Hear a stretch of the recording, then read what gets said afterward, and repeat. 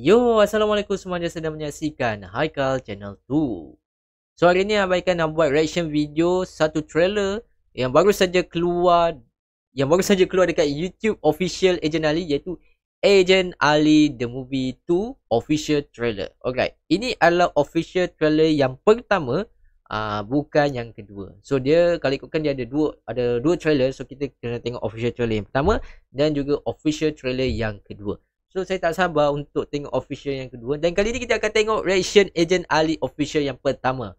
Dan saya excited sangat. Jom kita reaction sama-sama. Guys, jom, let's go. Kenapa ejen muda? Kira calon yang lebih baik?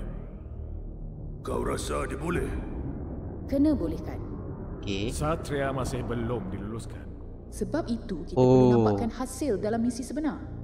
Kalau jadi Ui. apa-apa, kamu sanggup tanggung? Ai. Wow. Ui. Syarikat lain lah. Okay, boleh nampak. Segar. Oh, musuh lama. Alright. Wow. Ui, dia masuk geng, Mat. Permainan baru. Ui. Yes. Anything. Wow. Wow. Wow. Wow. Ui. Ui. Wow. Ini je peluang yang kita ada. Satria, Bangkit. Wow. Woo. Misi Satria. Target tu bila? Target tu bila? Mei.